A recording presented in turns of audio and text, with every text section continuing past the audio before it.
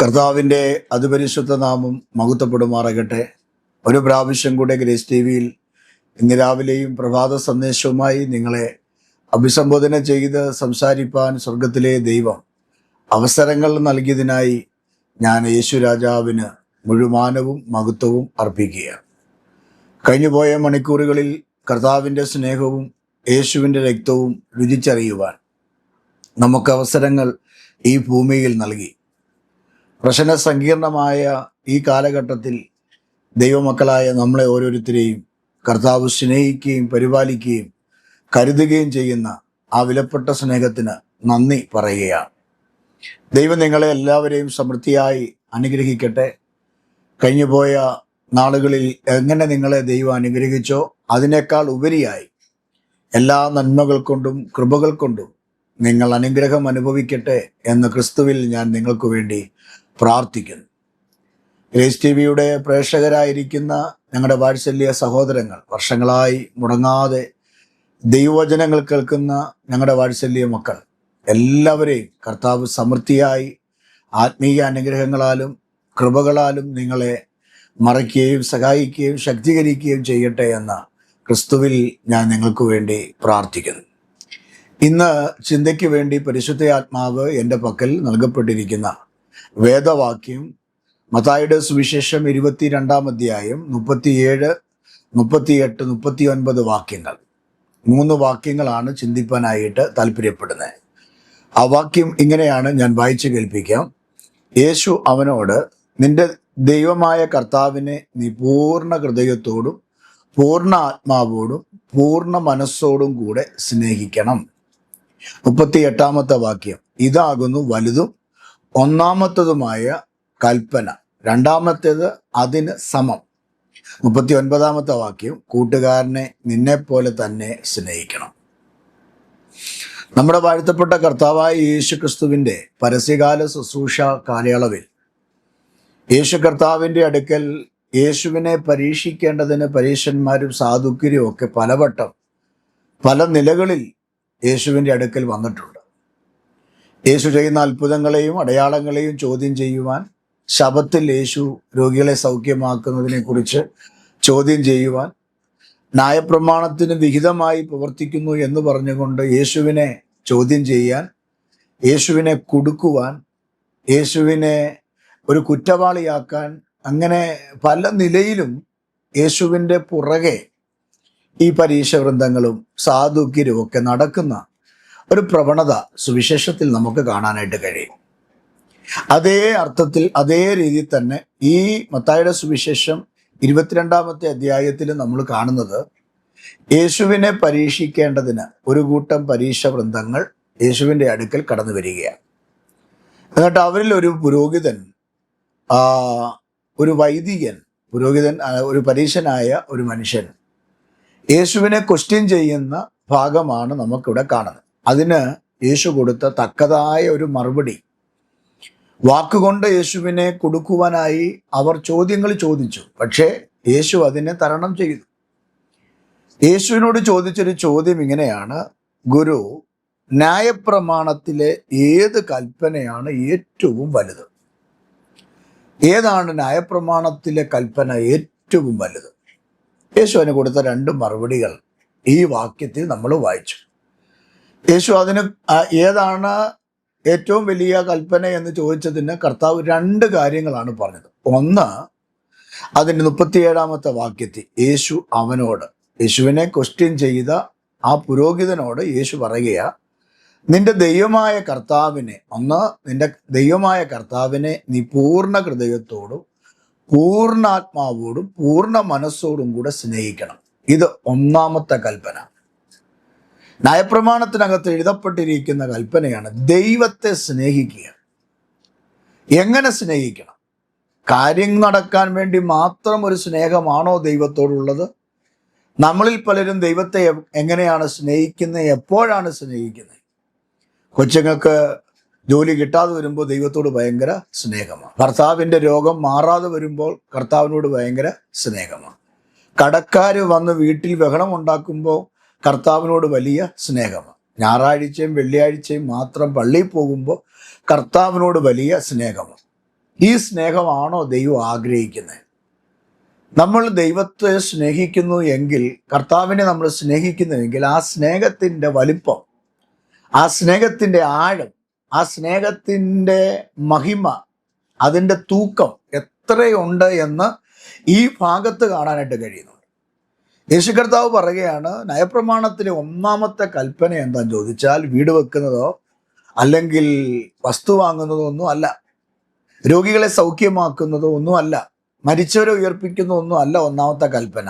ഒന്നാമത്തെ കൽപ്പന ദൈവത്തെ സ്നേഹിക്കുക എന്നുള്ളതാണ്. എങ്ങനെയാണ് ദൈവത്തെ സ്നേഹിക്കേണ്ടത്? വല്ലപ്പോഴും ഒഴുകിപ്പോകുന്ന സ്നേഹമല്ല നമുക്ക് ആവശ്യം. അവിടെ വ്യക്തതയോട് പറയുന്നു, നിന്റെ ദൈവമായ കർത്താവിനെ നീ സ്നേഹിക്കുന്നെങ്കിൽ പൂർണ്ണ ഹൃദയത്തോട് സ്നേഹിക്കണം. മനസ്സിലായോ?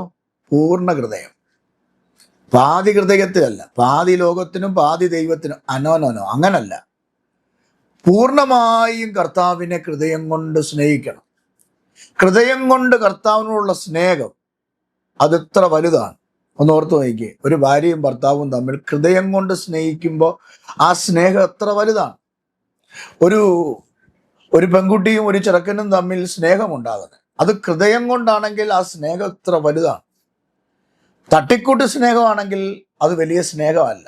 അത് ചിലപ്പോൾ ഒരു 6 മാസത്തേക്കേ കാണത്തുള്ളൂ, അല്ലെങ്കിൽ ഒരു 3 മാസത്തേക്കേ കാണത്തുള്ളൂ, അല്ലെങ്കിൽ അന്നത്തെ ദിവസം മാത്രമേ ആ സ്നേഹം കാണൂ. പക്ഷെ ഹൃദയം കൊണ്ട് സ്നേഹിച്ചാലോ, എന്തു വന്നാലും പിരിയാത്ത സ്നേഹം, എന്തു വന്നാലും മാറാത്ത സ്നേഹം.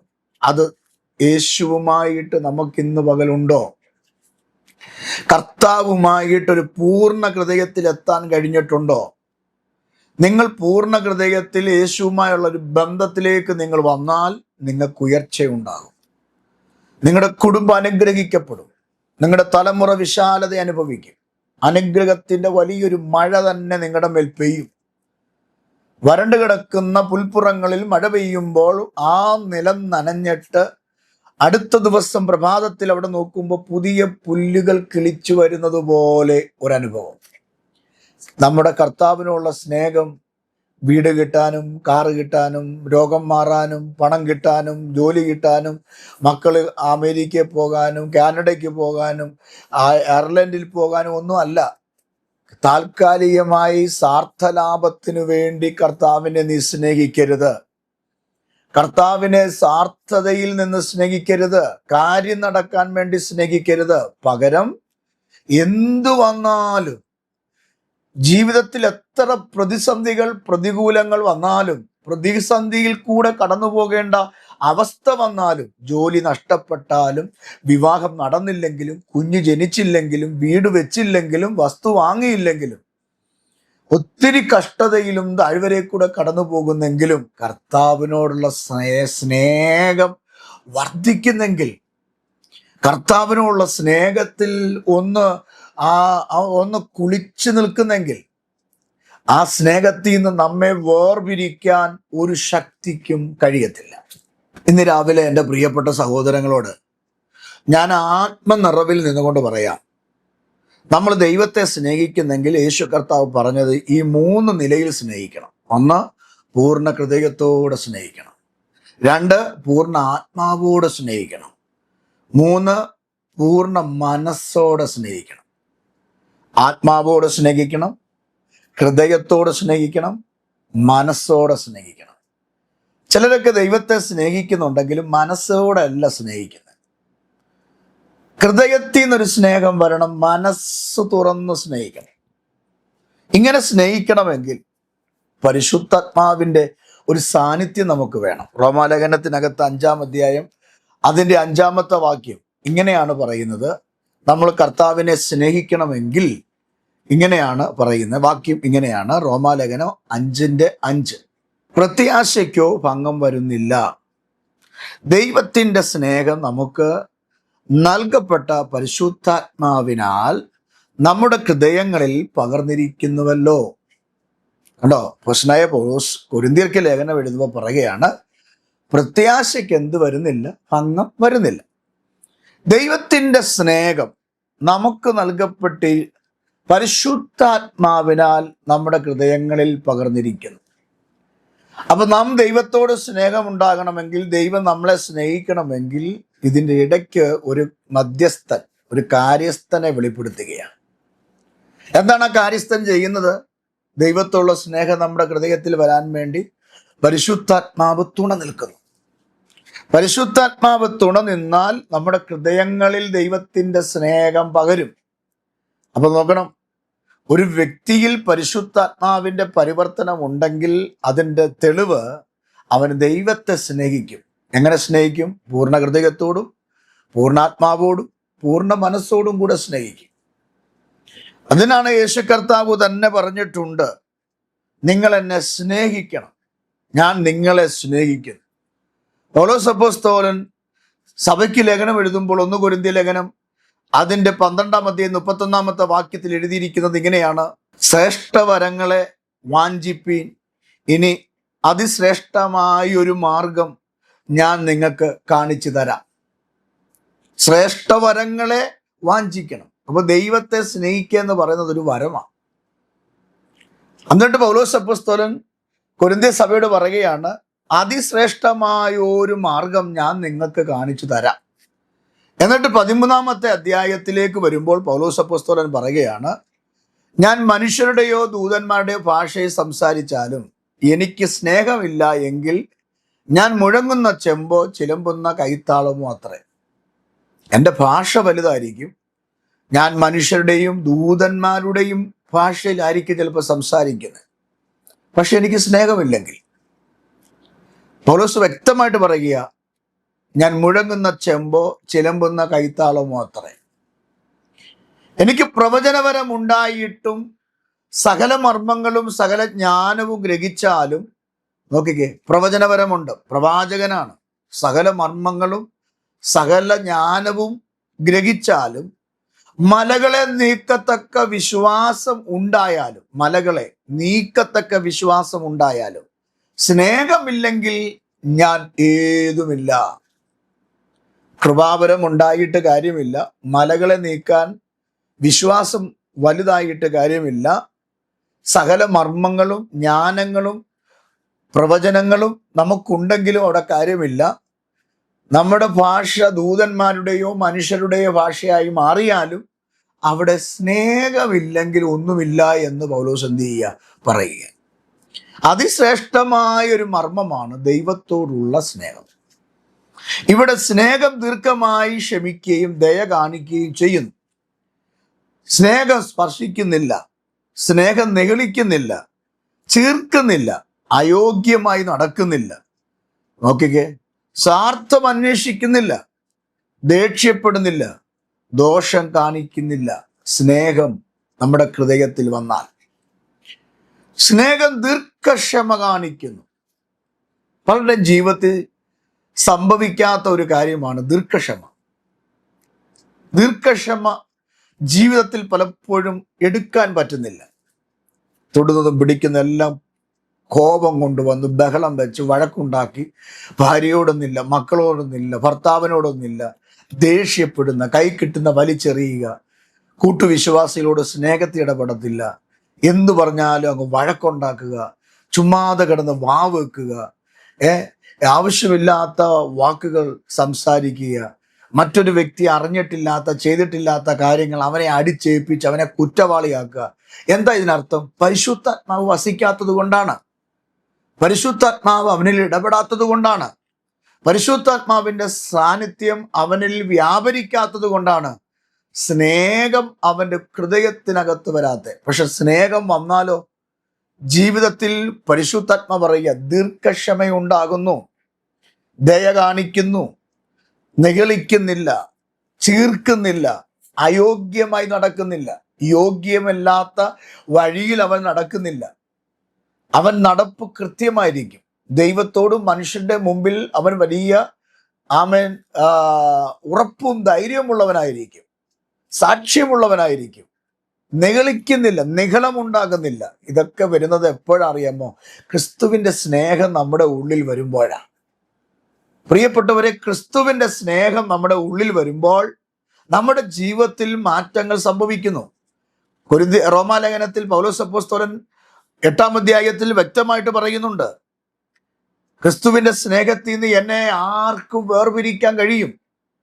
കഷ്ടതയോ പട്ടിണിയോ വാളോ ആപത്തോ ഉയരത്തിനുള്ളതിനോ വരുവാനുള്ളതിനോ ഇപ്പോഴുള്ളതിനോ ജീവിതത്തിലെ എന്തെല്ലാം കഷ്ടങ്ങളും പ്രയാസങ്ങളും, ഏതാണ്ട് 17 വിധ കഷ്ടതയെക്കുറിച്ച് പൗലോസ് പറഞ്ഞിട്ട്, പരിശോധനകളെക്കുറിച്ച്, പ്രതികൂലങ്ങളെക്കുറിച്ച് പൗലോസ് പറഞ്ഞിട്ട് റോമാലേഖനം 8-ാം അധ്യായം 37 മുതൽ പറയുകയാണ്, ഈ ക്രിസ്തുവിന്റെ സ്നേഹത്തിൽ നിന്ന് എന്നെ വേർപിരിക്കുവാൻ ഇവയ്ക്കൊന്നും, ഇതിന്റെ ഒരു ശക്തിക്കും കഴിയത്തില്ലെന്ന്.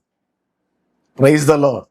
നോക്കിക്കേ, ആഴമായി പരിശുദ്ധാത്മാവ് അങ്ങോട്ട് പരിവർത്തിച്ച് മനസ്സിനകത്ത് അങ്ങോട്ട് ഇടപെട്ടിട്ട് ആത്മസാന്നിധ്യം അനുഭവിച്ച് പൗലോസ് അപ്പോസ്തലൻ ദൈവകൃപ അനുഭവിച്ചിട്ട് റോമാ സഭയോട് പറയുകയാണ്, എൻ്റെ പ്രിയപ്പെട്ടവരെ, ക്രിസ്തുവിൻ്റെ സ്നേഹത്തിൽ നിന്ന് എന്നെ വേർപിരിക്കുവാൻ ഒരു ശക്തിക്കും കഴിയത്തില്ല. കാരണം ഞാൻ ക്രിസ്തുവിനെ എൻ്റെ ഉള്ളിലാക്കി വെച്ചിരിക്കുന്നു. ക്രിസ്തുവിൻ്റെ ജീവൻ എൻ്റെ ഉള്ളിൽ പകർന്നിരിക്കുന്നു. ക്രിസ്തുവിൻ്റെ ആത്മാവിനാൽ ഞാൻ ധൈര്യപ്പെട്ടിരിക്കുന്നു. അതുകൊണ്ട് എന്നെ തകർക്കുവാൻ ഒരു ശക്തിക്കും കഴിയത്തില്ല. എന്നെ മുടിക്കുവാൻ ഒരു ശക്തിക്കും കഴിയത്തില്ല. ക്രിസ്തുവിൻ്റെ ആത്മാവ് എന്നിൽ വസിക്കുന്നത് കൊണ്ട്. അങ്ങനെങ്കിൽ ഇന്ന് രാവിലെ എൻ്റെ പ്രിയപ്പെട്ട സഹോദരങ്ങളോട് ഞാൻ പറയാം, ഫിലിപ്പിയ ലേഖനത്തിൽ 1-ാം അധ്യായം 21-ാമത്തെ വാക്യത്തിൽ പൗലോസ് ഈ സ്നേഹം തിരിച്ചറിഞ്ഞിട്ട് പറയുക, എനിക്ക് ജീവിക്കുന്നത് ക്രിസ്തുവും മരിക്കുന്നത് ലാഭവും ആകുന്നു. കണ്ടോ, പൗലോസ് തുറന്നു പറയുന്നു, എനിക്ക് ജീവിക്കുന്നെങ്കിൽ എനിക്ക് ക്രിസ്തുവിനെ കൂടാതെ, ക്രിസ്തുവിൻ്റെ സ്നേഹത്തെ കൂടാതെ എനിക്ക് ജീവിക്കാൻ കഴിയില്ല. ഇനി മരിക്കുന്നെങ്കിൽ അത് ലാഭമാണ്. ക്രിസ്തു ഭക്തന്റെ ഉള്ളിൽ പരിശുദ്ധാത്മാവ്, റോമാലേഖനം 5-ാം അധ്യായം 5-ാം വാക്യത്തിൽ പറഞ്ഞ പരിശുദ്ധാത്മാവ് പരിവർത്തിച്ചപ്പോൾ, ക്രിസ്തുവിന്റെ സ്നേഹം തൻ്റെ ഉള്ളിലേക്ക് വന്നപ്പോൾ ആ പൗലോസ് പറയുകയാണ്, എനിക്ക് ജീവിക്കുന്നത് ക്രിസ്തുവായിരിക്കട്ടെ. ക്രിസ്തു എൻ്റെ ഉള്ളിൽ വരട്ടെ, ക്രിസ്തുവിൽ ഞാൻ ജീവിക്കട്ടെ, ക്രിസ്തുവിൽ ഞാൻ നടക്കട്ടെ, ക്രിസ്തുവിൽ ഞാൻ സംസാരിക്കട്ടെ, ക്രിസ്തുവിൽ ഞാൻ ചിന്തിക്കട്ടെ, ക്രിസ്തു എൻ്റെ ഉള്ളിൽ വാഴട്ടെ. എന്നിട്ട് പൗലോസ് പറയുകയാണ്, അല്ല, മരിക്കുന്നത് എനിക്ക് ലാഭമാണ്. കണ്ടോ ക്രിസ്തുവിനുള്ള സ്നേഹം? കണ്ടോ പൗലോസിന്റെ ആ സ്നേഹത്തിന്റെ ആ ഒരു വർധനവ് കണ്ടോ, ആഴം കണ്ടോ? ഈ പൗലോസാണ് റോമാലേഖനത്തിൽ പറഞ്ഞത്, ഇവയ്ക്കൊന്നും ക്രിസ്തുവിന്റെ സ്നേഹത്തിൽ നിന്ന് എന്നെ വേർപിരിക്കാൻ കഴിയുകയില്ല. പ്രിയപ്പെട്ടവരെ, ഞാൻ ഇന്ന് രാവിലെ നിങ്ങളോട് ശക്തവുമായി വ്യക്തമായി പറയാം, യേശുവിൻ്റെ സ്നേഹത്തിൽ നിങ്ങൾ നിന്നാൽ, ക്രിസ്തുവിൻ്റെ സ്നേഹം നിങ്ങളുടെ ഉള്ളിൽ വന്നാൽ, ഉയരങ്ങളിൽ നിങ്ങൾ എത്തും. ഉയരങ്ങളിൽ. നമുക്ക് പ്രവചനപരമുണ്ടായിട്ടോ വ്യാഖ്യാനപരമുണ്ടായിട്ടോ നമുക്ക് ജ്ഞാനം ഉണ്ടായിട്ടോ ഒന്നും കാര്യമല്ല. സ്നേഹം, കർത്താവ് നമ്മുടെ ഉള്ളിൽ പകർന്നിരിക്കുന്ന ക്രിസ്തുവിനോടുള്ള സ്നേഹം നാം വർദ്ധിപ്പിച്ചാൽ, അതിനെ നമ്മൾ സ്വീകരിച്ചാൽ, നമ്മുടെ ജീവിതത്തിൽ അനുഗ്രഹങ്ങൾ ഉറപ്പാണ്. അപ്പൊ ഉയർച്ച പ്രാപിക്കാൻ ചെയ്യേണ്ട കാര്യം കർത്താവിനെ സ്നേഹിക്കുക. ഈ പരീശന്മാർ യേശുവിനോട് ചോദിച്ച ചോദ്യമാണ്, ന്യായപ്രമാണത്തിലെ ഏറ്റവും വലിയ കൽപ്പന എന്താണ്? യേശു കർത്താവ് പറഞ്ഞ ഒന്നാമത്തെ കാര്യമാണ്, എൻ്റെ കർത്താവിനെ പൂർണ്ണ ഹൃദയത്തോടും പൂർണ്ണാത്മാവോടും പൂർണ്ണ മനസ്സോടും കൂടെ എന്ത് ചെയ്യണം? സ്നേഹിക്കണം. രണ്ടാമത് അവിടെ വായിക്കുന്നത് ഇങ്ങനെയാണ്, കൂട്ടുകാരനെ നിന്നെ പോലെ തന്നെ സ്നേഹിക്കണം. കൂട്ടുകാരനെ നിന്നെ പോലെ തന്നെ സ്നേഹിക്കണം. നമ്മളെ എങ്ങനെ സ്നേഹിക്കുന്നു? ഞാൻ എന്നെ എങ്ങനെ സ്നേഹിക്കുന്നു? വെറുത്താണോ ഞാൻ എന്നെ സ്നേഹിക്കുന്നത്? എനിക്ക് എൻ്റെ ശരീരത്തിൽ മുറിവ് വന്നാൽ ഞാൻ വേഗത്തിൽ എന്ത് ചെയ്യും? ആ മുറിവ് കെട്ടും, അവിടെ പൊത്തിപ്പിടിക്കും. എൻ്റെ ശരീരത്തിൽ അഴുക്ക് വന്നാൽ ഞാൻ വേഗത്തിൽ പോയി കുളിക്കും. കാരണം ഞാൻ എപ്പോഴും ആഗ്രഹിക്കുന്നത് എൻ്റെ ബോഡി, അല്ലെങ്കിൽ ഞാൻ എപ്പോഴും പെർഫെക്റ്റ് ആയിട്ടിരിക്കണമെന്നാണ്. 10 പേരുടെ മുമ്പിൽ നിൽക്കുമ്പോൾ മാന്യമായി നിൽക്കണം. ആരും എന്നെ കുറ്റം പറയാതെ, ആരും എന്നെ ചതിക്കാതെ, അല്ലെങ്കിൽ ആരും എന്നെ വേദനിപ്പിക്കാതെ തലയെടുത്ത് ഇങ്ങനെ നിൽക്കണമെന്നാണ് ഞാൻ ആഗ്രഹിക്കുന്നത്. അത് ഞാൻ എന്നെ സ്നേഹിക്കുന്നത് കൊണ്ട്. അങ്ങനെയെങ്കിൽ കൂട്ടുകാരനും അങ്ങനെ തന്നെ ആകണമെന്ന്, കൂട്ടുകാരനെ നമ്മെപ്പോലെ തന്നെ സ്നേഹിക്കണം. അവരെ ചതിക്കരുത്, അവർക്ക് പാര വെക്കരുത്, അവരെ വേദനിപ്പിക്കരുത്, അവരെ നശിപ്പിക്കരുത്. സ്വാർത്ഥതയ്ക്ക് വേണ്ടി, നമ്മുടെ കാര്യങ്ങൾ നേടാൻ വേണ്ടി മറ്റുള്ളവരെ ചതിക്കുന്ന, വഞ്ചിക്കുന്ന സ്വഭാവങ്ങൾ ഉണ്ടാകരുത്. ന്യായപ്രമാണത്തെ 2 കൽപ്പനകളാണ് അതിപ്രധാനമായും യേശു കർത്താവ് പറഞ്ഞത്. ദൈവത്തെ സ്നേഹിക്കണം, കൂട്ടുകാരനെ സ്നേഹിക്കണം. കൂട്ടുകാരനെ സ്നേഹിക്കാത്തവന് ദൈവത്തെ സ്നേഹിക്കാൻ കഴിയില്ല. കൂട്ടുകാരനെ സ്നേഹിക്കാത്തവന് ദൈവത്തിൽ നിന്ന് അനുഗ്രഹം ഉണ്ടാകാൻ കഴിയില്ല. അപ്പൊ രണ്ട് കാര്യങ്ങൾ പരീശന്മാരോട് യേശു പറഞ്ഞു. അതിപ്രധാനമായ കാര്യം ദൈവത്തെ സ്നേഹിക്കുക, കൂട്ടുകാരനെ സ്നേഹിക്കുക, നമ്മുടെ മാതാപിതാക്കളെ സ്നേഹിക്കുക, നമ്മുടെ സഹോദരങ്ങളെ സ്നേഹിക്കുക, നമ്മുടെ രക്തബന്ധങ്ങളെ സ്നേഹിക്കുക. പ്രിയപ്പെട്ടവരെ, അവർ നിങ്ങൾക്ക് ഭാരമാകട്ടെ, അവർ നിങ്ങൾക്ക് വേദനയാകട്ടെ, അവർ നിന്നെ വല്ലാതെ ദുഷിക്കട്ടെ, പരിഹസിക്കട്ടെ, നിങ്ങളുടെ ഏതൊരു കാര്യത്തിലും നിങ്ങളെ വേദനിപ്പിക്കട്ടെ, പക്ഷേ നിങ്ങൾ ദൈവസന്നിധിയിൽ മാറിയിരുന്ന് അവർക്ക് വേണ്ടി കരയണം, അവർക്ക് വേണ്ടി പ്രാർത്ഥിക്കണം. പ്രതികരിക്കാൻ പോകരുത്, മറുപടി പറയാൻ പോകരുത്, ദൈവസന്നിധി മുട്ടുമടക്കണം, കർത്താവിനോട് പറയണം, ഇതിൻ്റെ വാസ്തവം, ഇതിൻ്റെ സത്യാവസ്ഥ നീ അറിയുന്നു. എന്നിട്ട് ആ വഴി മാറിപ്പോകണം. നമ്മളിപ്പോൾ ഇതിൻ്റെ പുറകെ പോകരുത്. വിധിക്കുന്ന നാളിൽ അല്ലെങ്കിൽ ഈ ഭൂമി വെച്ച് തന്നെ അതിൻ്റെ സത്യം നിങ്ങൾക്ക് വേണ്ടി ദൈവം തെളിയിച്ചു തരും. അനുഭവത്തോടുകൂടെയാ പറയുന്നേ. മൗനമായിരിക്കേണ്ടടുത്ത് മൗനമായിരിക്കണം. കൂട്ടുകാരനെ ദ്രോഹിക്കരുത്. കൂട്ടുകാരന് നമ്മളൊരു ഭാരമാകരുത്. നമ്മളെ ആരൊക്കെ ഭാരമാക്കിയാലും, നമ്മളെ ആരൊക്കെ വേദനിപ്പിച്ചാലും നമ്മൾ ഒരിക്കലും മറ്റുള്ളവർക്ക് ഭാരമാകരുത്, വേദനയാകരുത്. പകരം ദൈവസന്നിധിയിൽ ഇരുന്ന് പ്രാർത്ഥിച്ച് അവനെ സ്നേഹിക്കണം. അപ്പോൾ ഈ രണ്ട് സ്നേഹം നമുക്കുണ്ടെങ്കിൽ നമ്മുടെ ജീവിതത്തിൽ വലിയ ഉയർച്ചകൾ ഈ ഭൂമിയിലുണ്ടാകും. ദൈവത്തെ സ്നേഹിക്കുക, കൂട്ടുകാരനെ സ്നേഹിക്കുക. ഈ സ്നേഹത്തിൽ നമ്മൾ നിന്നാൽ പരിശുദ്ധാത്മാവ് നമ്മളിൽ വർദ്ധിക്കും. യേശുവിനുള്ള സ്നേഹം പൗലോസിന് വന്നപ്പോൾ പൗലോസ് പറയുകയാണ്, എനിക്ക് ജീവിക്കുന്നത് ക്രിസ്തുവാണ്, ഞാൻ ജീവിക്കുന്നെങ്കിൽ ക്രിസ്തുവിന് വേണ്ടി മാത്രമേ ജീവിക്കൂ. അടുത്തത് പറയുന്നു, മരിക്കുന്നത് എനിക്ക് ലാഭമാണ്.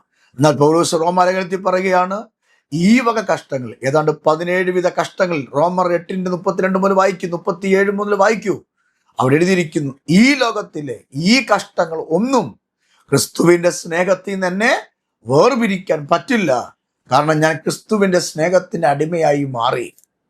ആ അടിമയായി മാറുമ്പോൾ ഈ സ്നേഹത്തെ നിലനിന്നാൽ ആമേൻ, നമ്മൾ അനുഗ്രഹിക്കപ്പെടും, നമ്മുടെ കുടുംബം അനുഗ്രഹിക്കപ്പെടും, നമ്മുടെ കുഞ്ഞുങ്ങൾ അനുഗ്രഹിക്കപ്പെടും, നമ്മുടെ ദേശം അനുഗ്രഹിക്കപ്പെടും, നമ്മൾ ചവിട്ടുന്ന സ്ഥലം അനുഗ്രഹിക്കപ്പെടും, നമ്മളായിരിക്കുന്ന മേഖലകൾ അനുഗ്രഹിക്കപ്പെടും, ആ കമ്പനി അനുഗ്രഹിക്കപ്പെടും, ആ വീട് അനുഗ്രഹിക്കപ്പെടും, ആ ഓഫീസ് അനുഗ്രഹിക്കപ്പെടും.